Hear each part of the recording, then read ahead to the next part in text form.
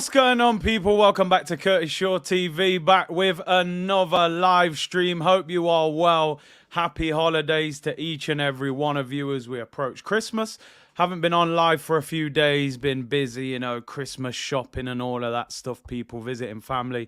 I did record Talk is Cheap today with Laurie. That's out tomorrow morning on AFTV, so make sure you look out for that. Good to see Laurie back and well. And big up to everyone for tuning in. Looking forward to the game on Boxing Day. Arsenal against West Ham on Monday. Boxing Day evening, 8 o'clock kickoff. Big game and a must-win game for Arsenal, man. So let's hope we get a positive result there. And then the transfer window starts in just over a week as well. So listen, looking forward to it. Appreciate everyone tuning in today. Apologies for being a little bit late. The traffic, I literally just came back from AFTV.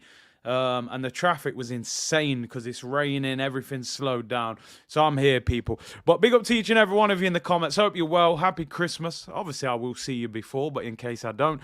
Big up Stephen Morrison. Happy Christmas from Sunday. All the best for 2023.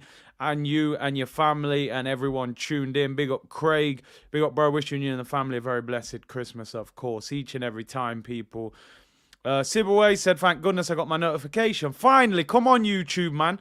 Notifications, make the notifications run, man. Jashar never got his one. I don't know why they're doing me dirty like that, but we're here, people. We're here, live and direct. Big up my brother, Broad's in the chat, hope you're well. He's doing big things in the community, by the way. Big up your damn self.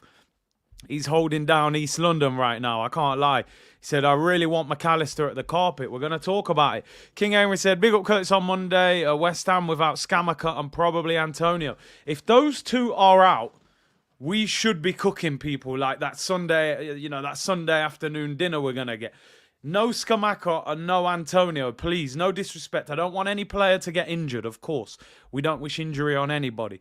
But Scamacca and Antonio, especially Antonio, because he seems to turn into like prime Drogba when he plays against Arsenal. So listen, big up everyone, big up Smooth on Twitch, everyone tuned in, whether you're on Twitch or YouTube, C-Unit Business. Ivan said, all I want for Christmas is Arsenal to buy players. Come on, man, go and grab us a couple players and we're cooking, people, you know what I mean? So anyway, we've got quite a bit to talk about today. We're going to go through press conference reaction, a whole heap of waffle. We've been linked with a couple of players. Macallister, of course. New contract situation, Saliba and Martinelli. And, of course, Bukayo Saka. But just before we start, I wanted to start today just quickly by looking back. A quick story just to go across was that Arsenal had a game on Wednesday. Arsenal played a game behind closed doors at the training ground, London Colney, against Luton Town. Who are, let me take my thing off here again. They played against Luton Town, who are a championship club. And Arsenal lined up. They drew 0-0 against Luton Town. Cedric was at left back. No Zinchenko nor Toney to be seen. Potentially a concern. Hopefully they were just resting Kieran Tierney. But this was the team and the substitute. So I don't get caught up in friendlies too much. It's not the end of the world. But obviously, would have been nice to have won the game, considering the team that we had out in the first half, right? Ramsdale in goal, Ben White at right back, Holding and Gabriel at centre back with Cedric at left back. Partey, Xhaka and Odegaard in midfield, Saka, Martinelli and Nketiah up front. Good to see Saka and Martinelli back, obviously, from the World Cup. That is, I would say, one player away from being the team that starts against West Ham. In terms of Cedric probably won't play at left back. Tierney would play unless this is actually an injury. So for the first 45 minutes, we were near enough at full strength against the championship team and weren't able to break them down. I don't want to start worrying people. It's a friendly, not the end of the world. Ish said Eddie's saving his goals for the Prem. If that's the case, then we keep it moving. Second half, Turner, Souza, Foran, Sambi, El Neni, Kozia, Dubry, Marquinhos, Vieira and Serjan. It's not the end of the world. The minutes are more important for a lot of these players. I'm just saying I'm surprised that with a near enough full strength team, 45 minutes, we didn't break them. And usually Eddie and Nketiah is like, you know, prime R9 when a game is behind closed doors. But I think the most important thing, no injuries. Saka and Martinelli back from the World Cup. and they got minutes under their belt. And like Khalid says, I was just going to read this out. But yeah, William Saliba back in full training today for Arsenal, which is big news. Big news. Saliba back in full training. For me, I got to be honest, I've seen a lot of people having this discussion on Twitter. Should Saliba play on Monday? He's just come back from the World Cup. You're damn right you should play on Monday. I'm not being disrespectful. Centre-backs don't have to run that much. It's just the reality. He's trained for the last few weeks. He played only 20-odd minutes. He should be absolutely beasting to play in this game. And for me, Saliba has to start. He has to start this game. I don't know why there's a debate about it. I don't really get it. If Antonio does play, I don't want to see Rob Holding against Antonio. He'll savage him. He'll rip him apart. So for me, I would be playing Saliba. There's actually nothing to think about. He has to play. Bring him straight in. No Holdini. Eddie 2 goals on Monday. Well, let's hope so. Chris said 100% he starts. There's a lot of people saying, he might not be fit enough to play, because I suppose the problem they will say is for the last 4 weeks he's only played 20 minutes. So is he going to be match fit now? His actual fitness levels might have dropped in terms of match fitness. But he has trained. I'm sure they've played training games behind closed doors. It's Friday today. They'll train today. They'll train tomorrow. They'll train on Christmas Day, surprisingly enough. One of the very rare negatives of playing professional football is that you train on Christmas Day. I've always felt it was unnecessary, personally. What do you need to do on Christmas Day as a player that you can't do on Christmas Eve and then spend the time with your family? But hey, it is what it is. So for me, it has to play. Even at 80-90%, Saliba is better than 100% Rob Holding. And Neil, I'm with you. Stop the nonsense. I'm totally with you. I'm saying in the media, there's this big thing that, Saliba might not start because he's only played 20 minutes in the last month. Nonsense for me. It has to start no matter what. So anyway, that's the first story. Saliba back in training. Hopefully plays on Monday. Has to play on Monday, in my opinion. Now, while we're talking about Saliba, I want to give you a little update, and this is a little bit more negative about William Saliba. This story has come out today that Gunner Blog has put in The Athletic. We know The Athletic are pretty much the mouthpiece of the football club. It seems to be their direction. They used to sort of go through John Cross under Wenger, the war chest story that we got every summer. But now it seems to go through The Athletic. So Gunner Blog has put this report out. David said, "Hey, Curtis, me and my brother are currently badly sick. I'm still working. Thank you for going live. Hope you're well. Get well soon." But this story has come out about William Saliba. William Saliba's contract remains unsigned for now. His representatives believe what Arsenal are offering is not, commensurate with the long deal the club want to tie him to. Talks go on. Now, when you read this whole story, right, and anyone who's got The Athletic, go and read the quotes and stuff like that, and there's some other bits out there.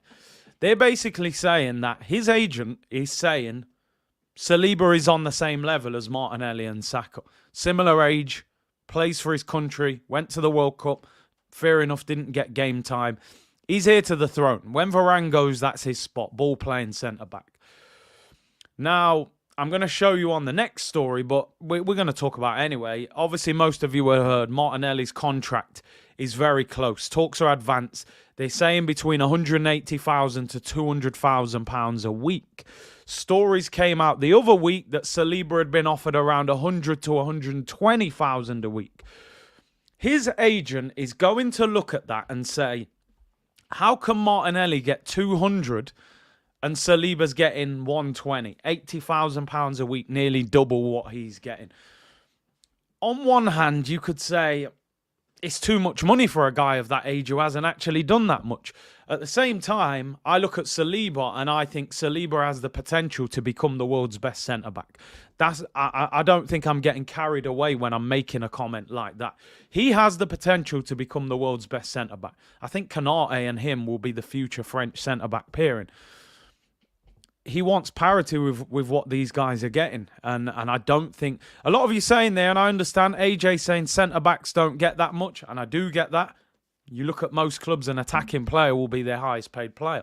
Goals win games at the end of the day. But I agree with most of you. I think he should be getting 150, 160. Maybe he shouldn't get as much as Martinelli because Martinelli's a match winner. But when you think that Eddie Nketiah earns 100 grand a week, sits on the bench most weeks, doesn't play full international football, and Arsenal also want to give Saliba a 5-year contract. So this is what he's saying. Look, 120 might seem like good money now, but you want him on that for 5 years. That's not going to be enough. So I've always said this is the contract that I am most fearful of out of the three with Saka, Martinelli, Saliba. Martinelli's close. A lot of rumours that Saka's deal is pretty much tied up. This is the worrying one for me. I think they will get there. I don't think they're in a situation where, you don't walk away from the table and say, well, we've offered you 110, 120, he's rejected it. I think if we get to 150 with add-ons, like Malaysian Guna has said, I think you say, look, 150, a win bonus, maybe something over the years, your wage ticks up and eventually you end up on 200 grand. Maybe every year his wage goes up 10 grand or something. It should be a deal that the club can get done. I want to see your comments, though. Are you concerned? Is it nothing to worry about? Is it just steady negotiation? And we'll get there. And this is what I'm saying. It's a good job this guy didn't play that much in the World Cup because a lot of clubs would have been sniffing around him. Keeg said, we've been underpaying the man for 3 years, Big C. They should just pay the man. He's on 40 grand a week, which I know, look, to the regular worker, 40 grand a week is unbelievable. But in footballing terms, how good he is, his potential, French international, and he could be one of the world's best. It's peanuts, really. 150k max, says Ramkumar. Reece James is one of Chelsea's highest earners on a 7-year deal at around 230 to 250 grand a week. Crazy money. But they see him as the future. Anne says, sign Saliba up to 120k and improve his deal in 3 years. Simple. Anne's, that sounds very simple. Makes sense. He doesn't want that. He's not prepared to accept 120 grand because he knows what the going rate is. He knows how high his potential is. So he's not willing to take that. So where do you go from there? Do you say, all right, go then, with a year left on his deal? You're not going to do that. Big up my brother Turkish in the chat. Hope you're well, broski. He said, I really don't like how all 3 contracts are ending around the same time. It makes things more difficult. I remember Sanchez and Ozil's contracts ending the same summer. We could only afford to offer. He was continuing writing, so I'm sure he's going to write the rest. One of them a big contract, the other below. So both played hardball and look what happened. Similar with Liverpool, Salah and Mane. Salah got the bag. Mane wasn't offered the same. And this is the thing. I read a report today how Arsenal have spent a fortune in transfer fees, but they've reduced the wage bill massively. The problem you always have, and he makes the point here, Turkish, when you negotiate 3 people at the same time, and they were all in a similar category. Saka's a young star playing for England, Martinelli for Brazil, and Saliba for France. They're all going to say, well, what's he getting? Because I'm as good as him. Saliba's as good as Martinelli and Saka and vice versa. They're all just different positions. So you can't put a report out saying, right, Martinelli, new deal, nearly done, 200 grand a week. And I'm looking at my paperwork going, brother, 120? What's this? What do you mean 120? You're giving him 200 racks a week. I could be the best centre-back in the world in 2 years. So they've played themselves into a corner. And he makes a great point, because what happened? They tried to throw the bag at one, couldn't get both of them. In the end, they had to give Ozil the contract that they were going to give to Alexis Sanchez. But Alexis Sanchez wanted that money because the Chinese club was offering him over 400 grand a week, and he got that same contract at United. So it's but I think the club should get there. If for whatever reason, if this guy leaves the club have had an absolute disaster. They can't let it happen. Surely they couldn't drop a clanger like this. I think it's simple negotiation. Most of you make great points. I don't think centre-backs usually will get what an attacking player is going to get. It's harsh, but it's the way the game goes. You can get Saliba to 150. If you've offered him 120, you're not going to let him go and try and replace him. It'll cost you a fortune. So it should be simple. Big up Turkish. I hope you're good, bro. Didn't see you today at AFTV, but I hope you have a great Christmas if I don't see you before. And let the people know his Big Six on tonight as well. Friday, I would expect you'd be doing a show. Paim said, pay up Stan and Josh, just release more training kits. 180k will do. You always have to think as a club, right? Okay, you might have to give him 30, 40 grand a week more than you would expect. But how much is it going to cost you to replace William Saliba? 70 million, 80 million to get a player of that level? They're going to want massive wages anyway. I think this deal gets done. I think it gets done. I've got to be honest. I don't see us dropping the bag there. Halcyon said, honestly, Curtis, if we can't secure Saliba's signature, I will never forgive the club.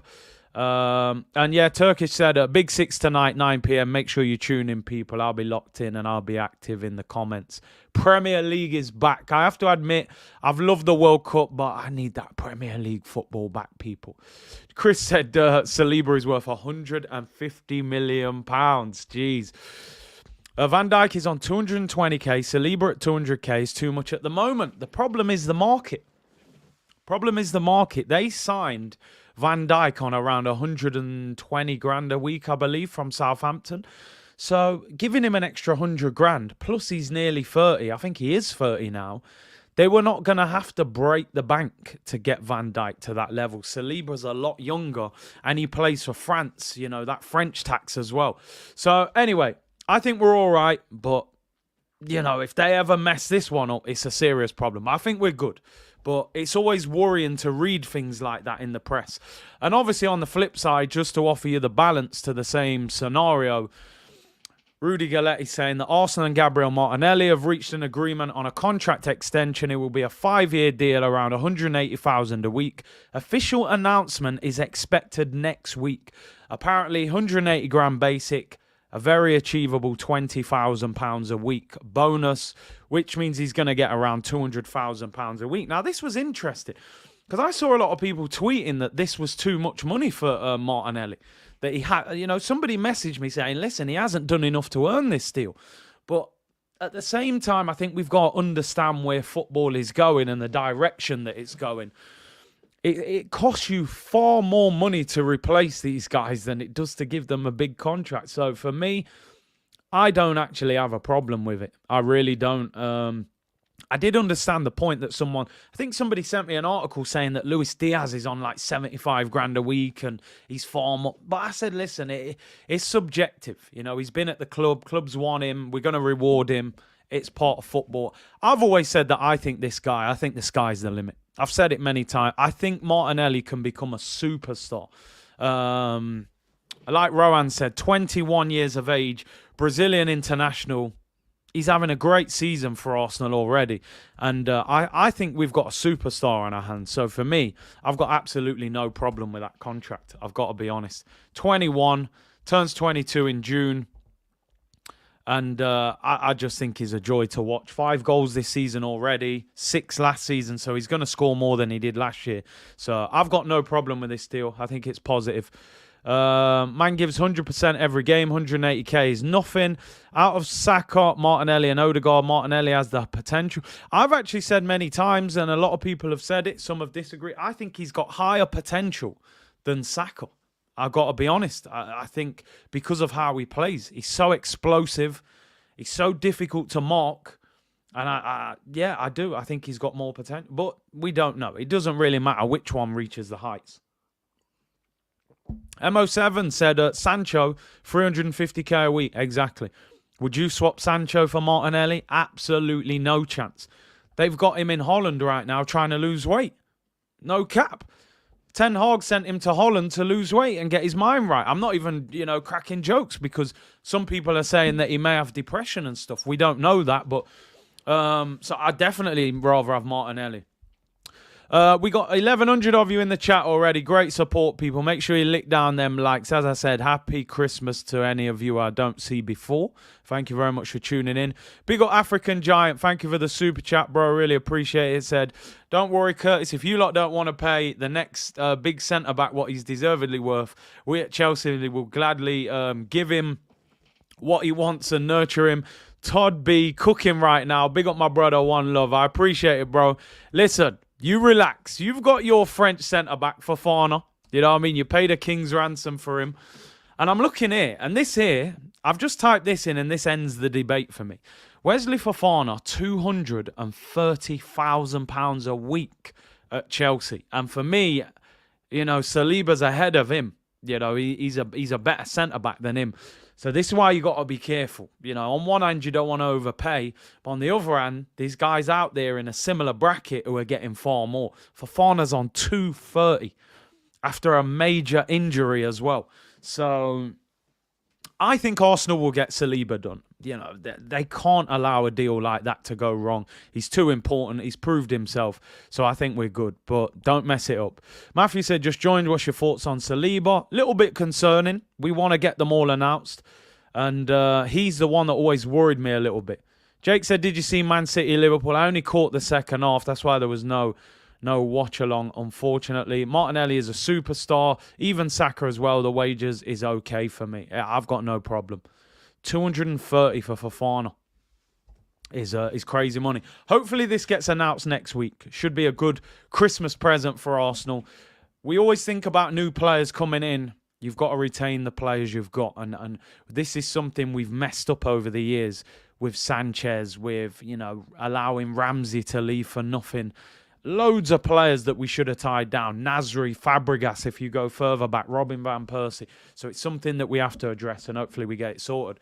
South London's Finest said, sooner or later, Big C, we get in the Champions League. We're going to have to raise our wage bill, especially with world-class talent.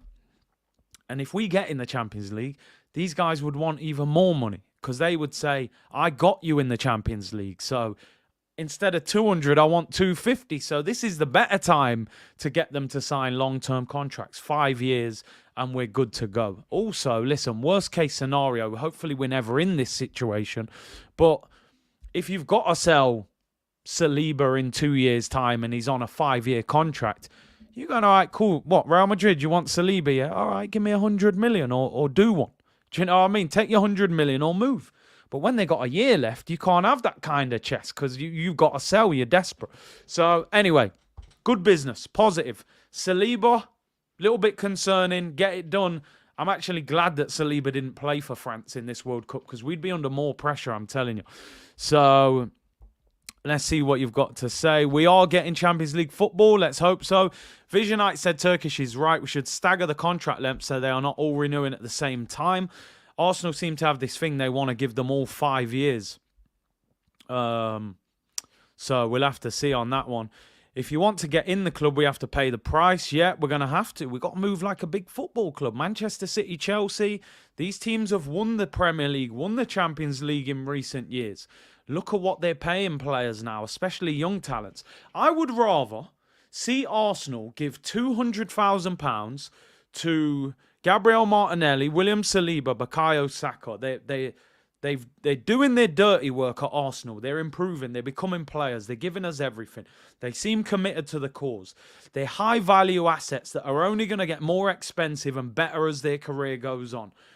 I would rather give them 200 grand a week than give a 31-year-old Aubameyang 300 grand a week.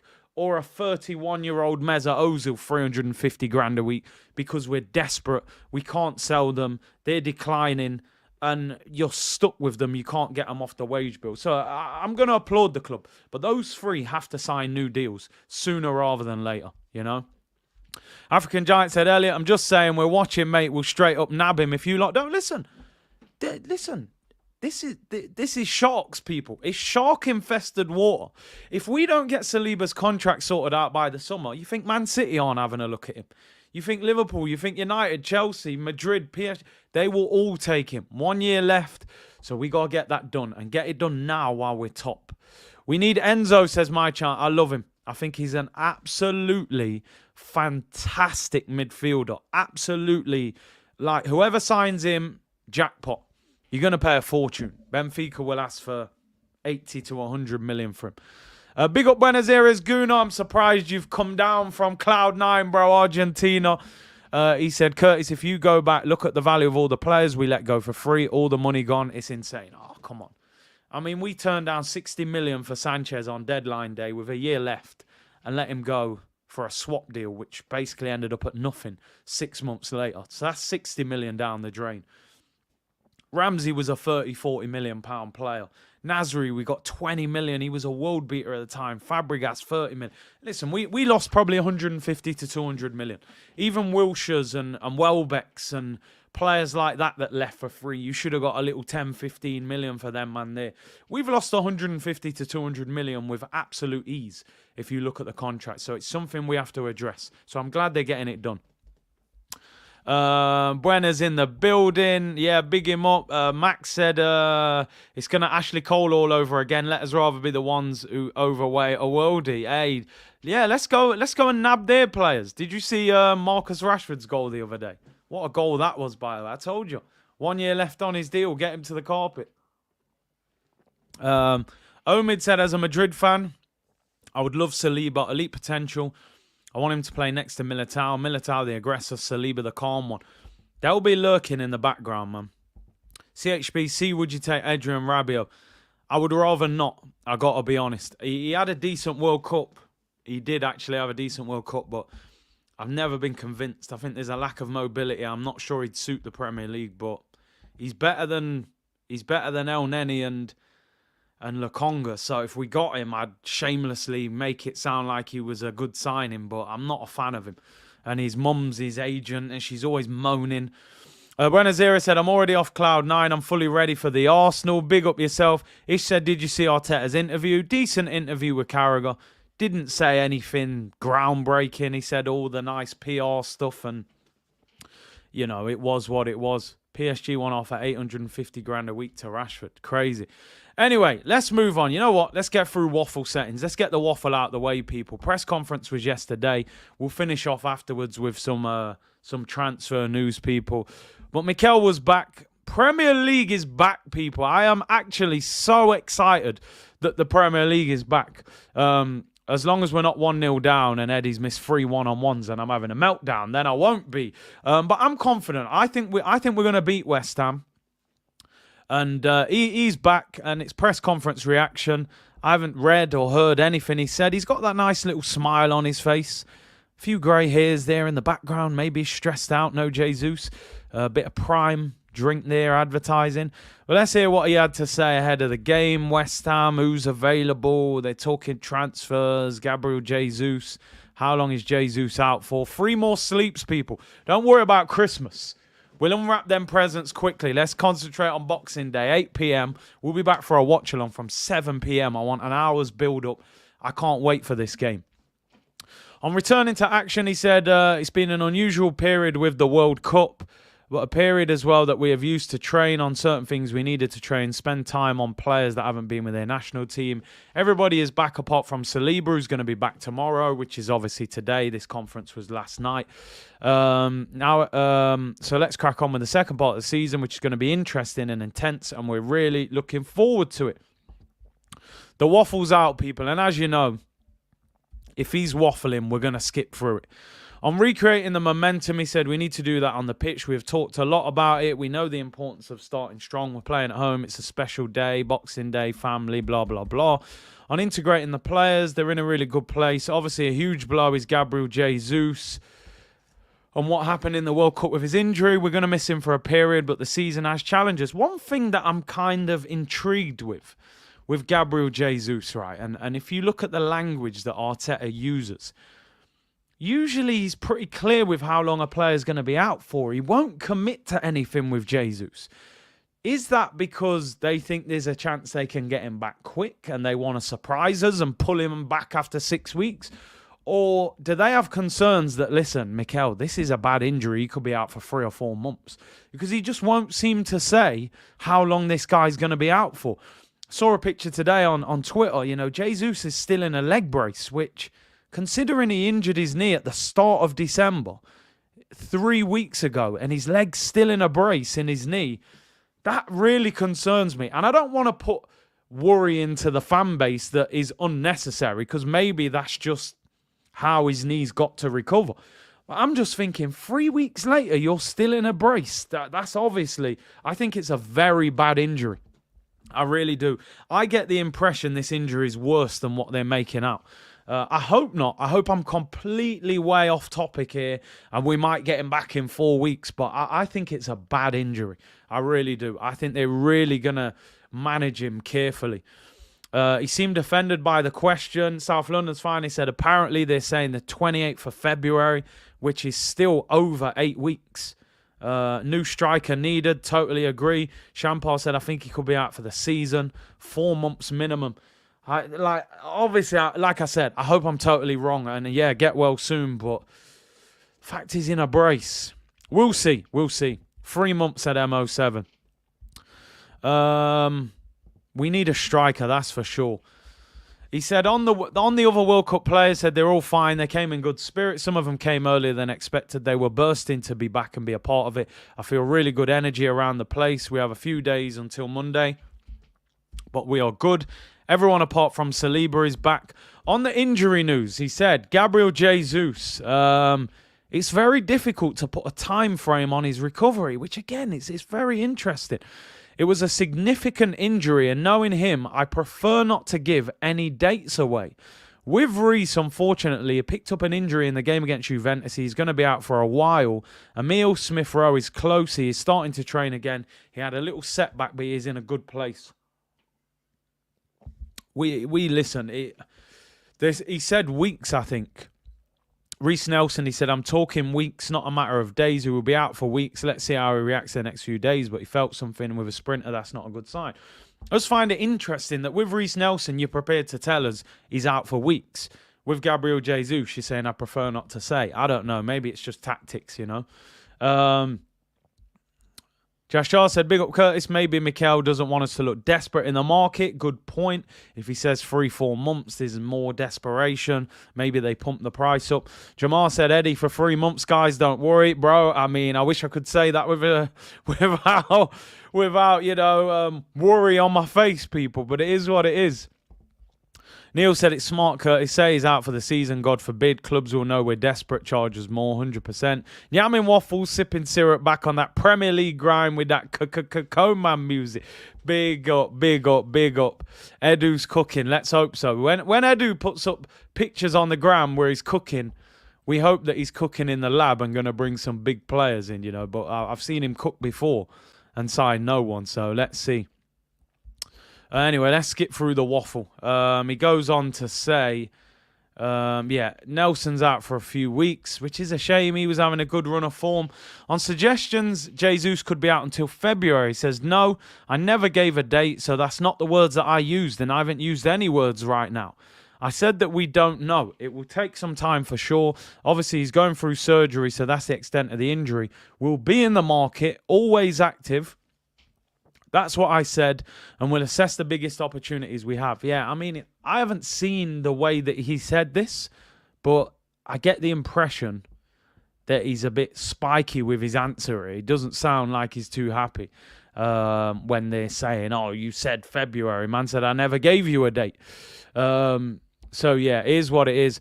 On Jesus' injury prompting more transfer activity, he said, we are going to be active, and active means always looking to strengthen the team. This squad still doesn't have the luxury of not maximising every single window, and we have to do that because it's really important. But then we want to get the right profile, the right player, and a player that is going to really impact the team and take us to the next level. This is interesting. I mean, I don't want to get too much into the word. Man said he's on crud. I actually want to see the way he said that because he sounds a little bit aggy there. He says that active means we're looking. I mean, looking doesn't mean nothing. We've all heard the song from 50 Cent, people. You know, you're a window shopper. I don't want our name on that track. You know, yo, Mikel, you're a window shopper. In the jewelry store looking at it, she can't buy, you know what I mean? If you're looking, you better go and cop, bro. I ain't trying to be a window shopper in this January. I'm tired of that. Too many window shopping Januaries we've had, people. And he also said we need to get the right player. Am I reading too much into that? I want more than one player, bro. I want 2 players, minimum. I need a centre midfielder and a striker. Don't try and mug me off with one player here. We ain't forgot about that midfield, you know. We're a Thomas Partey away from looking like a bagel in midfield. So, I ain't forgotten about that. Don't try and throw me off with all these attacking players. Go and get a midfielder as well. You know what I'm saying? Don't go anywhere. Them windows look frosty, James. I'm telling you. Don't get me in with this. We're looking to strengthen. Yeah, I'm in Harrods. I'm just looking. You try on the trainers and then you just walk out with nothing. Nah, man, you better come out of there with a bag with some good players in there, people. Remember when Wenger used to say, anyway, if we can find a player that will improve the squad, we will do it. And then the man signs Kim Kallstrom with a broken back. I mean, Arsene. I don't know where that love story went so wrong, Arsene, Arsene was like a second dad, I think, to every Arsenal fan growing up. I actually thought I thought his name meant that he was Arsenal somehow. Arsenal, It's like he was Arsenal himself. You went from being on a pedestal so high, you was like a second dad to Kim Kallstrom with a broken back, and Luis Suarez, 40 million and £1. How did we ever end up in such, dire straits? You know what it's like, TH? You go in Harrods, you think, I ain't really got the money, but I'm walking past, I've seen something in the window. The lady comes over to you, with the nice voice because it's a, ritual. Hi, do you need any help with anything today? No, I'm just looking. I'm just having a look. Okay, let me know if you need any help. Yeah, I will do. But really, you ain't buying nothing. The carrier bag's even a bit expensive. It is what it is, people. So Arsenal, if you go in shopping, make sure you come back with something. It's crazy. Come on, everyone, every Arsenal fan, Wenger was our second dad, man. He was Mr. Arsenal himself, but it all went pear-shaped. He went from the real dad to the stepdad. Yeah, man, I think we done a DNA test when he sold Sanchez, man. It came back, negative. He weren't the dad, So, yeah, it is what it is. How did we get there, Arsenal? But, hey, it is what it is, man. Yeah, just put, when you put items in the cart online and then you close down the page, you've put it in the shopping cart, but you ain't buying it. You've got the intention of buying it. And then you leave it and then they start bombarding you with emails. Here, have an extra 10% off to complete your purchase. You're like, damn, it needs to be more than 10%. You better send half price or something. But anyway, let's move. Let me not get off topic here. You know what I mean? I'm going mad here. You got me in comedy settings now, people. Damn, it goes, people. But anyway, we're window shopping. Let's hope they sign someone. On a new contract for Martinelli, he said, no news. We're extremely happy. He had a great experience with Brazil. You can keep asking in the next few weeks. That's got to be a hint. Surely he doesn't encourage you to ask him the question if that deal's not going to be done, man. Surely. You are not the father. I'm telling you, man, it was harsh, man. I said, Curtis, I am not your father. Mikel Arteta, man, took over. He's the leader. He's the new one. No one could accept him, But he's winning us round. Like when, if your mum and dad broke up and she gets the new partner and you think, you ain't my dad. You know what I mean? But then he buys you a pair of trainers you really wanted at Christmas and you yeah, he's not so bad. He's just bought me the Jordan 4s and, Mikel, you're winning us over with the Christmas presents. We want players. We want a striker and a centre midfielder. But it is what it is, people. Jerry Springer settings, man. I'm telling you, you're not the father. Anyway, let's move. On the impact David Moyes had on him as a player at Everton, I can tell you now, safely, anybody tuned in right now, that is one question I will not be reading the answer out to that because I have zero, and I mean zero interest in hearing the answer to that question. The impact that Moisey had on Arteta as a manager. As a player at Everton. Thank you, but no thank you, my friend. I will not be reading that. Who cares what Moisey thinks? Let's be real. On the test of facing West Ham. That's it. Joshua. Yeah, man opened the box. Said, Jordan 4s in my size. The ones I wanted. Man said, boy. Yeah, you're still not my dad, though. But big up, man. Big up. You get the blind today still. You know what I mean? I won't put no laxatives in your tea this week. It's all mad, people, We don't really trust the stepdad. You know how that one goes. On the test of facing West Ham, people. West Ham West Ham got no Scamacca, hopefully no Antonio. If that is the case, we should be cooking on Monday. He said, very dangerous. I know for sure Moyes has been working on the team really hard since he took over. He absolutely maximised the potential and took them to a different level. I'm sure they've been working really hard, and like we all have been in this period, it will be a difficult content. I mean, took them to a next level. He has had some good seasons. I think it was at Conference League final, but they're 16th in the league, man. Let's be real. Whatever level he took them to, they've gone down quickly this window, man. Declan Rice and Peas in midfield. He's trying to get out. He's flirting with Chelsea, you know. So I reckon, listen, West Ham will give us a tough game. They're physical. They'll make it difficult. Rice and Souček and Benrahma and Bowen. A couple of these men haven't been to the World Cup as well. So it won't be easy. It won't be easy. I wanted to read this one out. Gunnar Motley said, big up Curtis and the C Unit. Just recently lost his nan. He said he's in bits. God rest her soul. Love your shows, bro. Put a smile on my face. Hope you're well, bro. I'm sure the community will support you. And big up for reaching out, you know, and writing it in the comments. Really appreciate it. And I hope you're well. Time is a great healer, bro. So thank you very much for tuning in. Hope the show can lift your spirits. And hopefully Arsenal can lift our spirits on Boxing Day. So big up to you, bro.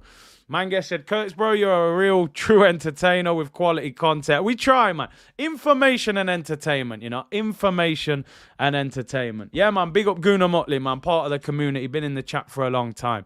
So I hope stay strong, man. And shout out to the family, man.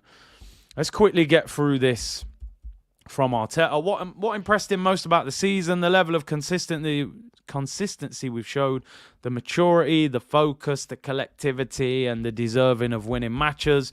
Let's skip it. On adapting his coaching and management during the World Cup, we've done a lot of work. I think the second part of the season is going to be heavy.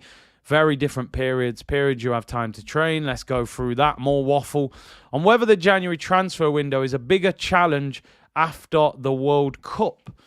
He said, probably. We don't know exactly. There are a lot of teams with new coaches, new owners that are probably going to go into this window in a position they've never seen or experienced before. We know what we have, and we have to be active on it. I do think that Mikel Arteta is trying to put a little bit of pressure onto the board to say, listen, we have to strengthen. You know, the way he's wording it, I feel like he's saying we have to sign someone. Which is important, you know. Yeah, Gunnar Motley said, thanks for the love, fellow Gooners. Gooners and even not Gooners, you know. We got great community here. A lot of Gooners, but obviously football community. Big up yourself, bro. Let me get through this. He is waffling here. On keeping Emile Smith-Rowe close to the group, he said, we've done a lot of things with Emile. Sometimes he's been close. Sometimes he's been in different places. I'm skipping it. I'm sorry, I've got to skip it. Sometimes he's close, sometimes he's far, blah, blah, blah. On what different environments Smith-Rowe has been in during his absence. Different kinds of environments, different sports, and to places, to people that he could inspire and give him certain perspectives as well about his situation. I think he has taken a lot from it. Oh, man. Let me get through this. This one is really dragging on. On his trip to the US to meet the new owners, he said, we're always connected. I think that the relationship is getting stronger and stronger. They've been over many times. I've been there a few times. It's a special relationship right now. And the way they think about sport, damn, he's really capping for that contract, isn't he? And to hear what they've done in other sports and franchises, the ambition is there. The alignment is there as well. He's trying to get that 5-year deal. You know what I mean? He don't want that 3-year deal. He wants that 5-year deal. Listen, if that relationship is as special as you're saying it is, make sure you get the new players. Yeah. If it's a special relationship, you should be signing the players that you want. We'll find out how special that relationship is in January. Yeah. If that relationship's special, you get your striker, you get your midfielder. If it ain't special, they're going to bump you like they did last January. So let's see. And whether it was important to have a meeting ahead of the transfer window. Yeah, and he did meet Cecil over there. He said it was the time we had. It was the spare time, useful for everyone. Let's skip it. This is a long press conference, man. Jeez, he's still going on.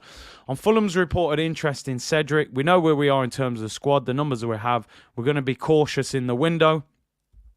That tells me they're willing to sell him, because I think he would have just said, no, we're not prepared to let him go. Kimani said, facts, Curtis. If it's special, they should be getting you what you want. Exactly. You got a special relationship with somebody, you know. You get what you need. You get what you want. You know, special relationship. You got your new contract. We're not having to sell. Last January, we had drama around the football club, Aubameyang, trying to get him out. It looked on that documentary like they spent so much of January trying to get Aubameyang out of the door. It's like they forgot they were meant to sign people. You haven't got that drama this January. So they've got no excuse. We're not here trying to get big players off the books. You can concentrate on signing. Wouldn't surprise me if Cedric left, by the way he's talking there. On if Saliba will be involved against West Ham, he said, let's see. That depends on how he comes back as well.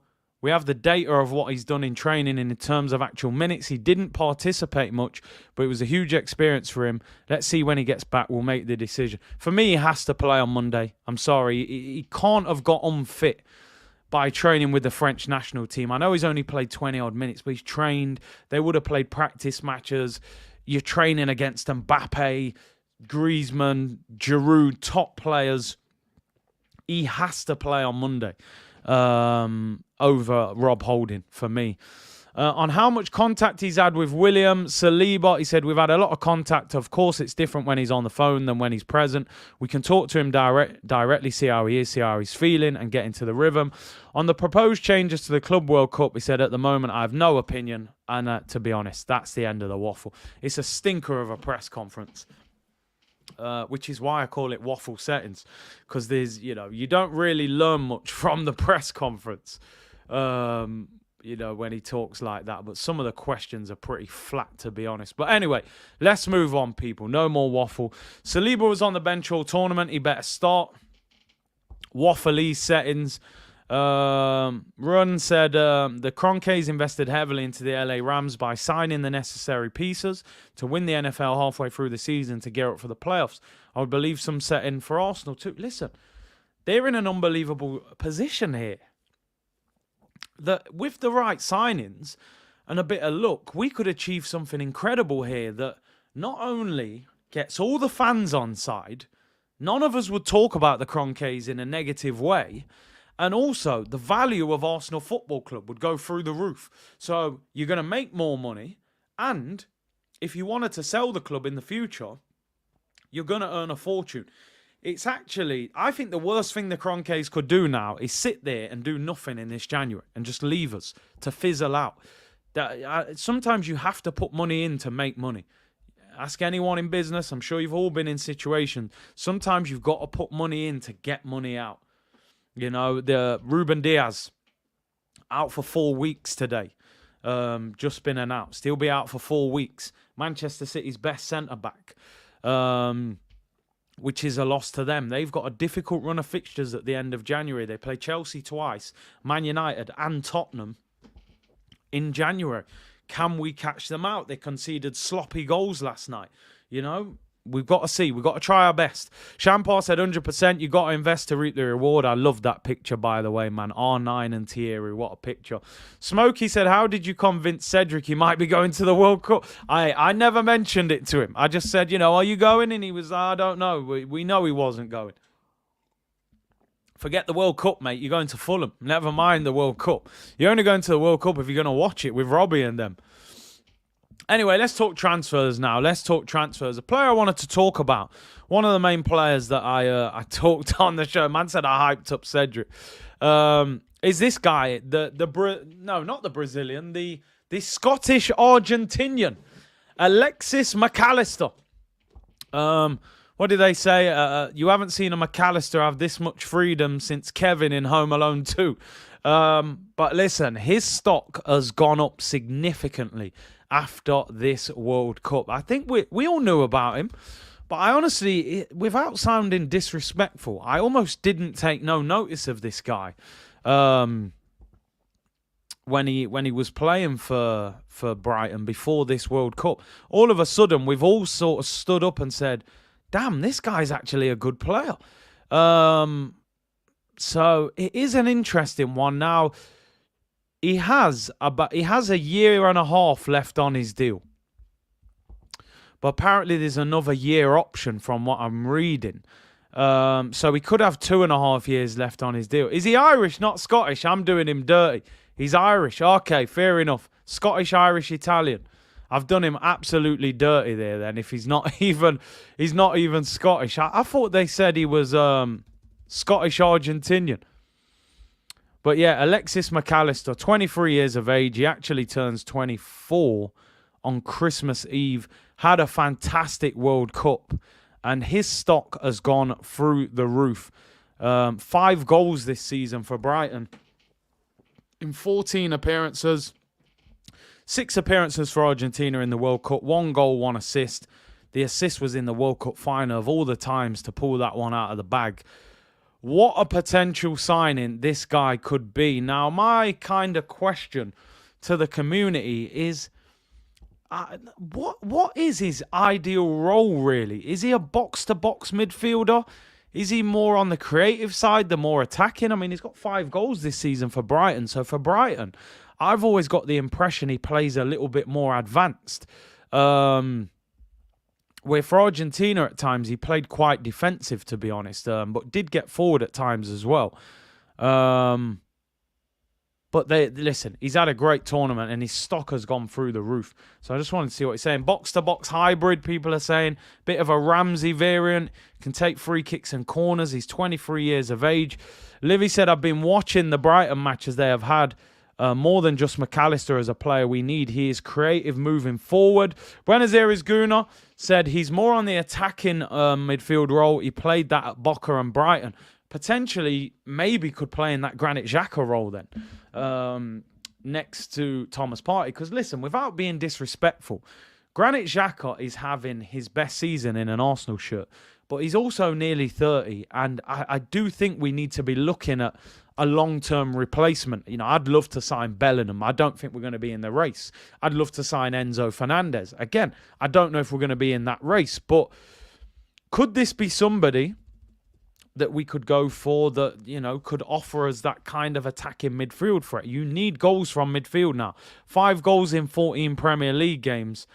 And the CEO of Brighton has come out and said, as we've always said, when players do well, their profile increases. There's always going to be interest in them. Alexis is no different. There was interest in him before the World Cup, and I'm sure there will be more interest in him afterwards. The Daily Mail has claimed that the 3 clubs that are closest looking at Macallister are Arsenal, Tottenham, and Atletico Madrid. But it may not be a priority in this window, as it's believed Brighton could want up to £50 million for Macallister due to his high stock after winning the World Cup, sorry. So, for me, I like him as a player. Is he a £50 million player, would be my question. Let's get the first poll of the day. More polls than a strip club, people. Would you pay £50 million for Macallister? And I don't mean Kevin out of Home Alone 2. Personally, for me, I think that's inflation. I think that's World Cup tax. But because he had such a good World Cup, he might actually be worth that much money. I'm not sure. I'm always scared on buying players after a great World Cup, because I'm like, are you actually that good, or did you just play that good? Would you pay 50 million for Alexis Macallister? I personally would be a little bit cautious, but again, if we signed him, I'd be shameless. Let me know in the polls, would you take him, people? Steve said in the summer, 40 million. Yeah, I think once that World Cup hype wears off a little bit in the Prem, you get him a little bit cheaper than that. Naturally, Brighton are going to say, you paid 50 million for Ben White, who was a centre-back who hadn't even played for England. This is a World Cup winning 23-year-old midfielder who Atletico Madrid and other teams are looking at. So naturally, they're not going to just say, take him for 30, 40 million. Buenos Aires Gunnar said 50 mil, use that to get Enzo to the carpet. Yeah, I'd rather pay 80 million for Enzo, to be honest, because I think he's a world beater. And do you think we can get better?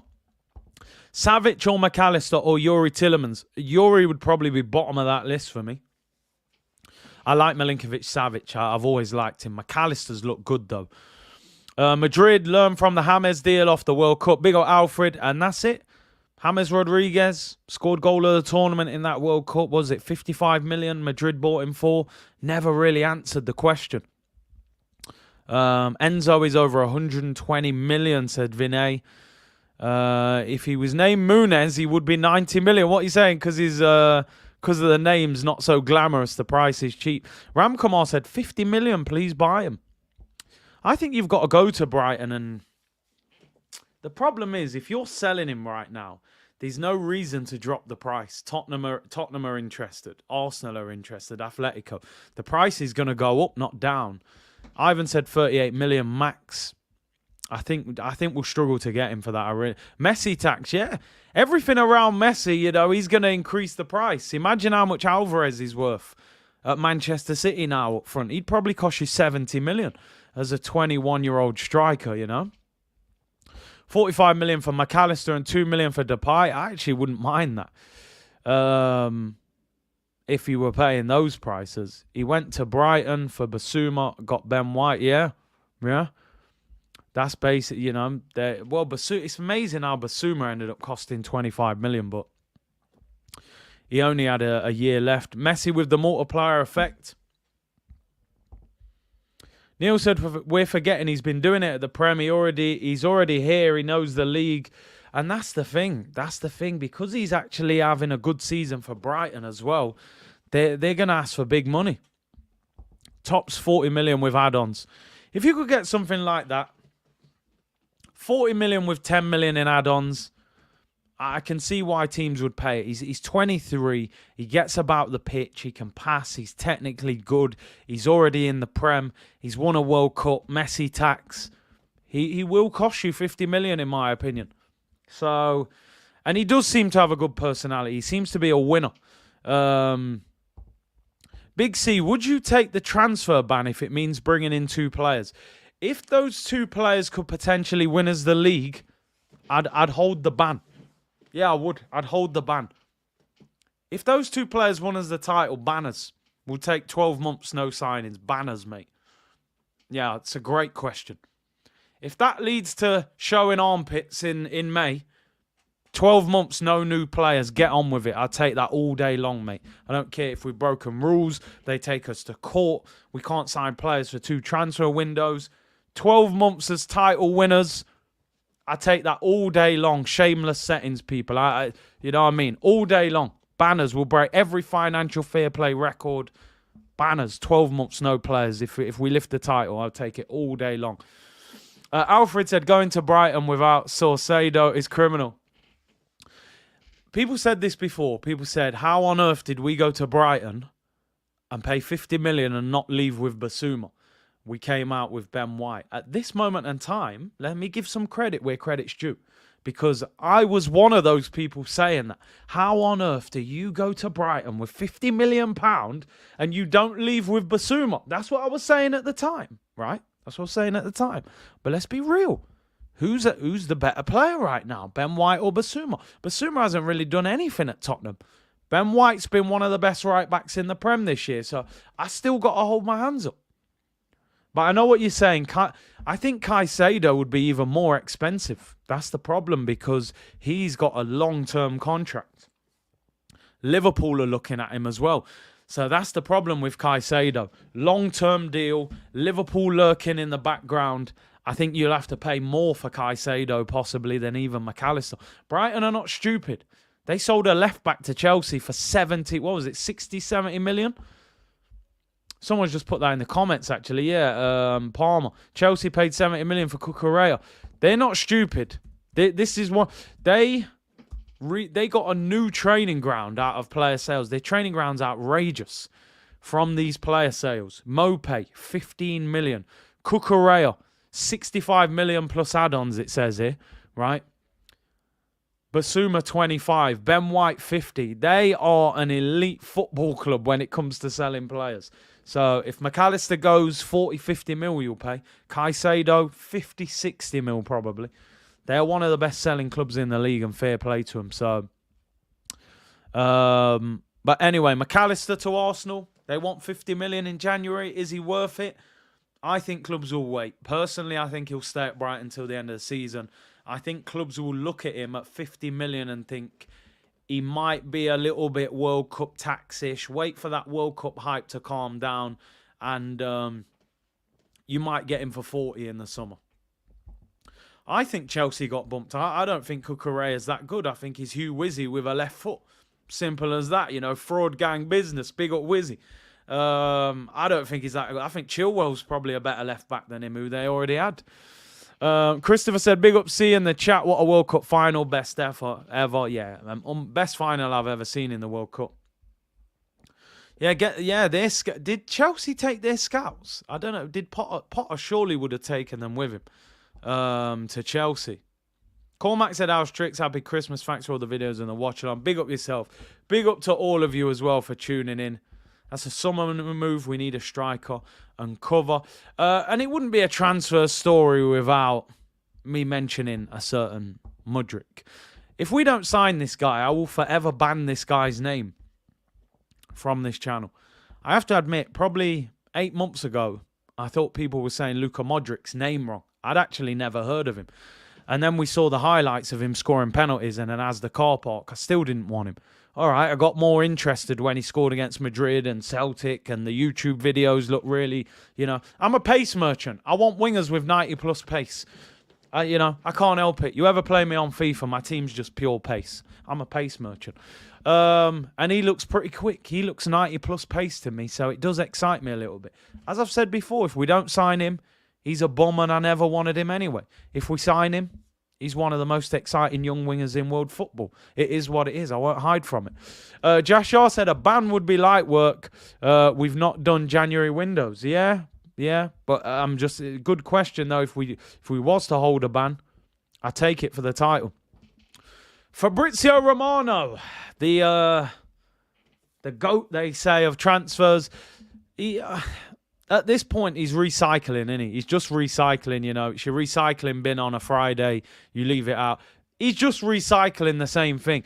The focus is Mudryk. Honestly, they are speaking to Shakhtar. They're speaking to the agent. And the player is really keen on the move. He is the priority. Nimbo said, taking the mick. They better sign him. If they don't, for me, listen, for me, though, as I've said before, I'm not going to be one of these people saying, go and spend 50, 60 million on this Mudryk, because I have not seen enough of him. And if it goes wrong, I'm not taking the flak. If he's good, then great. But there is an element of risk. But he does look exciting. Ivan Toney on 264 match betting offences. Looks like he's going to be banned for a long time. But listen, Ivan Toney, you got one more thing you need to do before you get that ban, my friend. Brentford play Tottenham next week. Go and score a couple goals because he ain't banned yet. So make sure you deal with Tottenham. Maybe even put a bet on it. Ivan Toney to score first and Brentford to win. You might as well put another bet on. You're at 264. Might as well get to 265. You're going to get banned anyway. So Ivan, on behalf of the community, score the match winner. Get yourself a bet on. Just probably might make sense not to do it in your own account though. Get someone else to get an account for it. Probably a bit too late for that now. Gunnar Motley said, Curtis and the C Unit, thanks for the love. I hope you and your families have a great Christmas and New Year. Don't know if you'll be doing another video, so what to say now? Yeah, man, I'm here, man. Probably even tomorrow we'll do another one, people. We're here. Boxing Day watch along as well. We're here. But like I said, anybody I don't see in the chat before Christmas, have a great Christmas. Take care with your families. Big up my brother. Not my brother, my brother. Francis Green in the chat. Big up himself, doing great things in the crypto world, people. He slightly pushed the football to the side. I'm putting a bit of pressure on him here. Any chance of a video? We'll even take a pre-recorded one. But listen, he's doing big things. Go and follow his Francis Green channel, which is his crypto channel. Times are hard out here now, people. A little bit of financial advice goes a long way. Big up my bro. Smokey said, sus journos link us every year with someone we don't sign. They got to fill newspapers, man. Newspapers have to get sold. So they'll make things up. Ivan Toney ain't going nowhere, bro. Ivan Toney's going to the bookmakers. That's the only place Ivan Toney's going. You know what I mean? Ivan Toney, mate, he ain't going nowhere, Luca, apart from Ladbrokes. You know what I'm saying? That's the only place he's going. Abby, Talk is Cheap's out tomorrow morning on AFTV. We recorded that today. Big up Polymation as well. I sent you an email. Sent you an email not long ago, so make sure you check that, bro.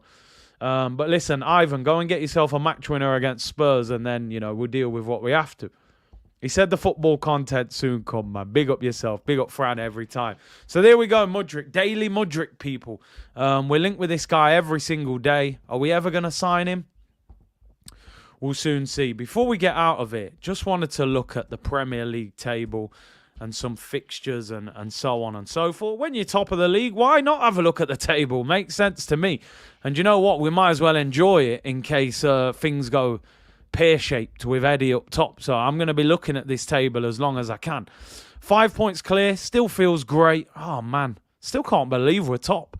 But let's hope it lasts. And some tough games coming up. Yeah, let's be honest. West Ham and Brighton and Newcastle and then United and then Tottenham away. Can Eddie... I mean, I'm asking the question. I almost don't even want to... You know, you ever watch that film? What's that film, Jim Carrey? Liar, Liar. Where he's like, I can't lie. He can't even ask the question if he feels it's a lie.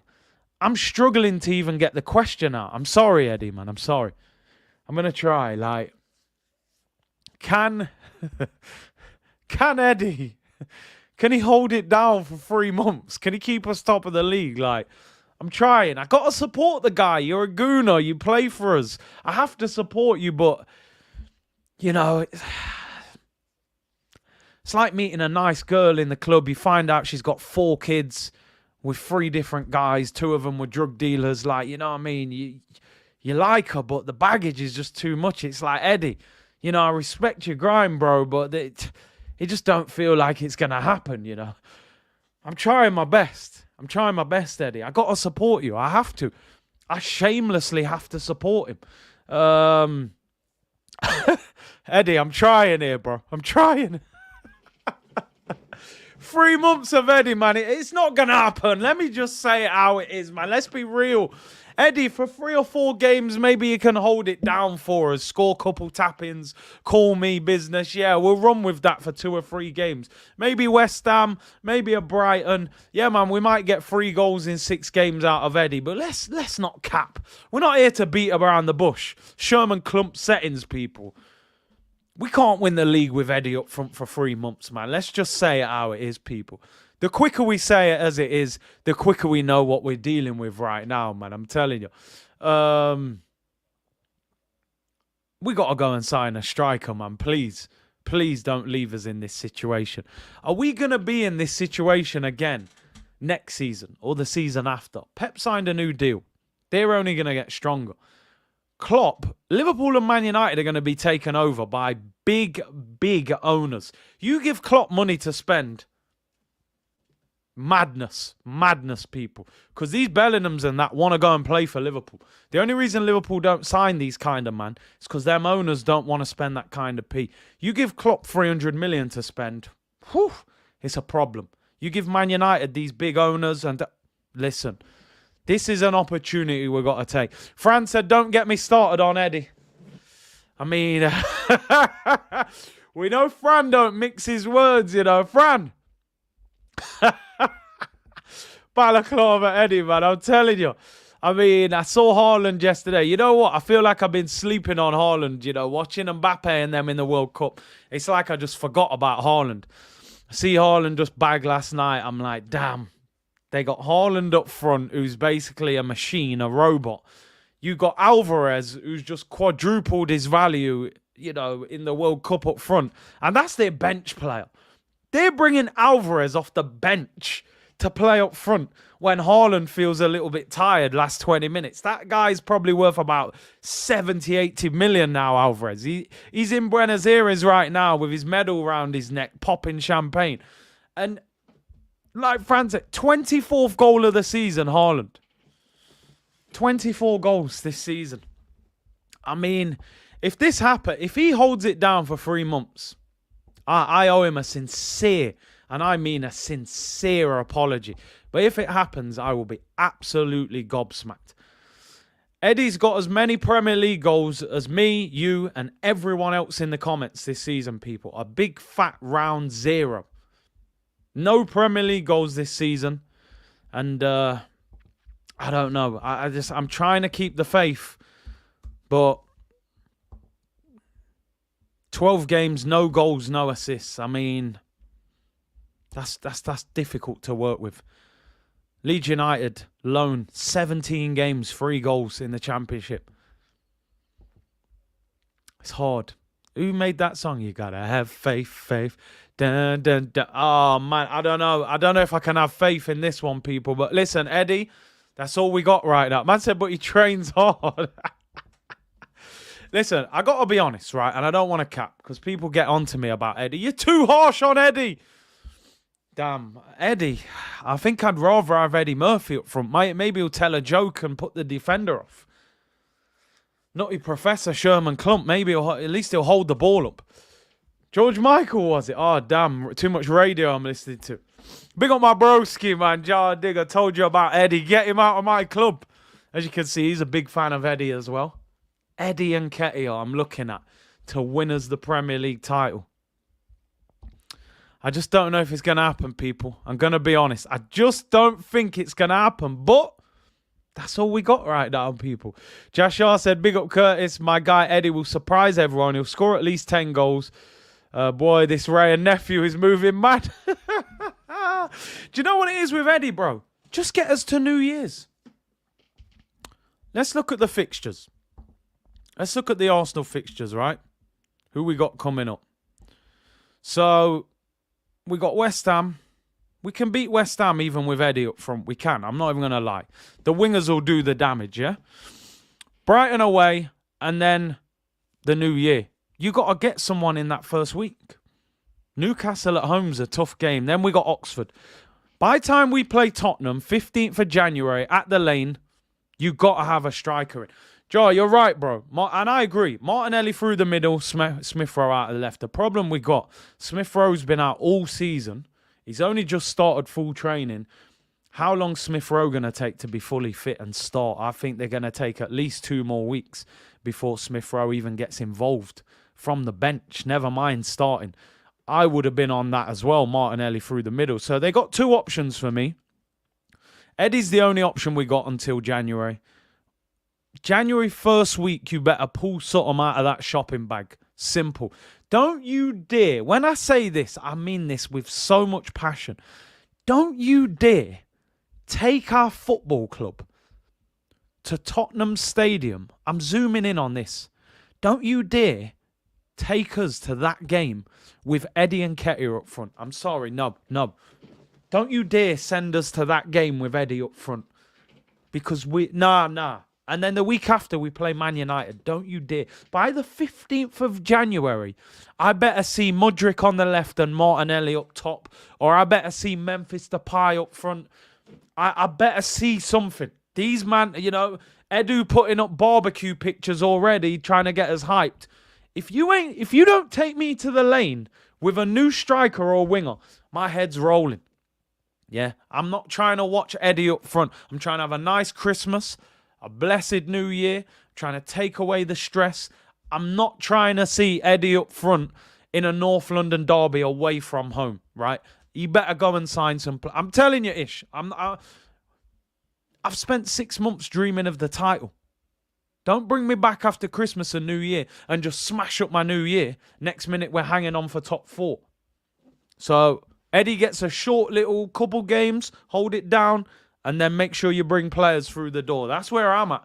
But you never know. Stranger things have happened. Listen, I always said I want a Xhaka out of this football club. I could not stand Granit Xhaka. And now people are saying he's a vital player to this football club.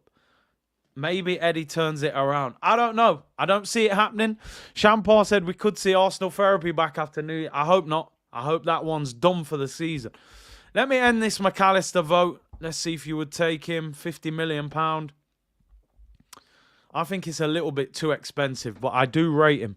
Would you pay 50 million for him? 55% say no, 45% say yes, which is interesting. Eddie up top is scary scenes, but the problem is, Arsenal Queen, I think it's scarier for Arsenal than the team that we're playing against.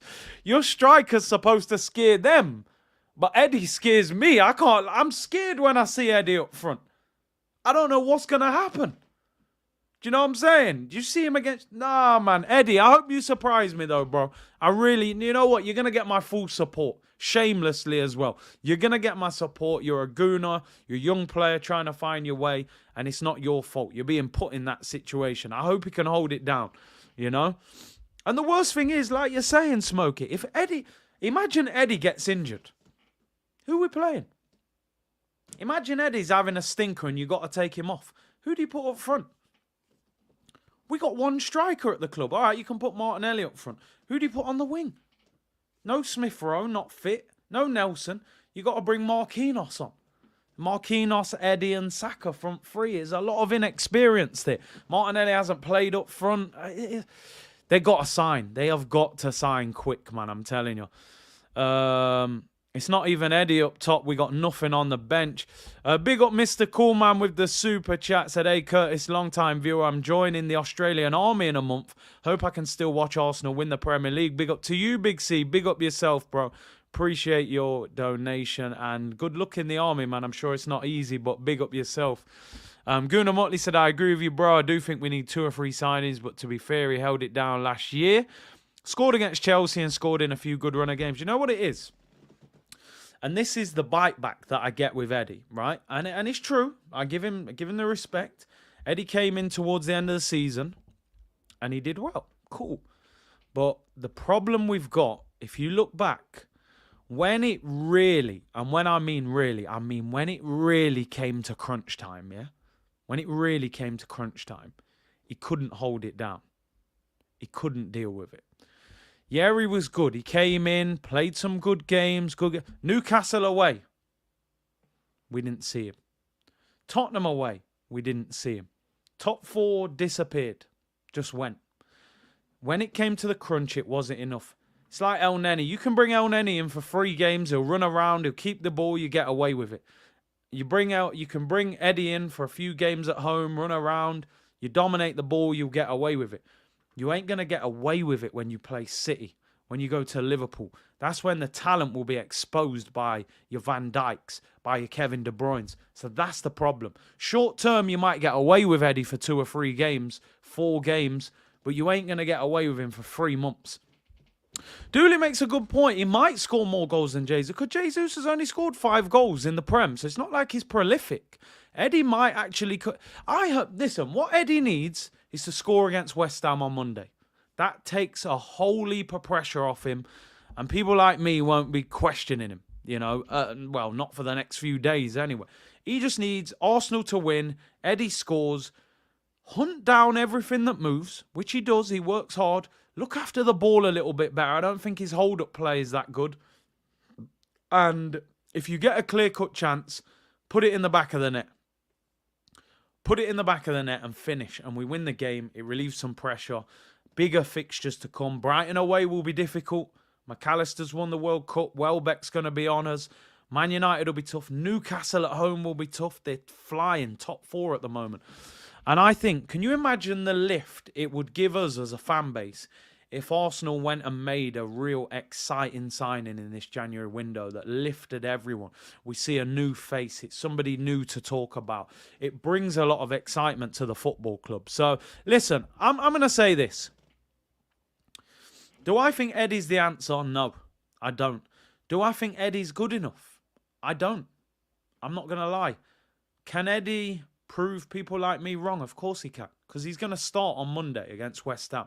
So I've got no choice. Every Arsenal fan's got no choice. We got to support him. We got to hope we can get the best out of him. Short term, it might be fine, but you have to bring another option in as well. So that's all we've got. I hope he scores on Monday. I really do. I'd love him to score on Monday. I'll shamelessly do the celebration with him. And like you said, Gabby Jesus has only scored 5 league goals, so he's not under huge pressure in terms of goals. It's about that all-round game and what Gabby Jesus was offering.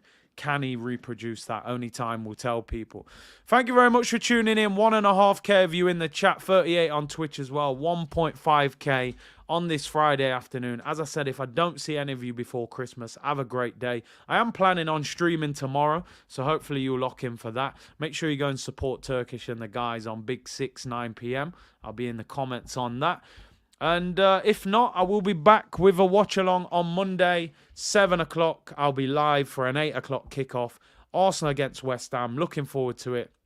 And thank you very much for tuning in. Like the video on your way out. Enjoy your Friday. And I will see you all tomorrow, people. Bless.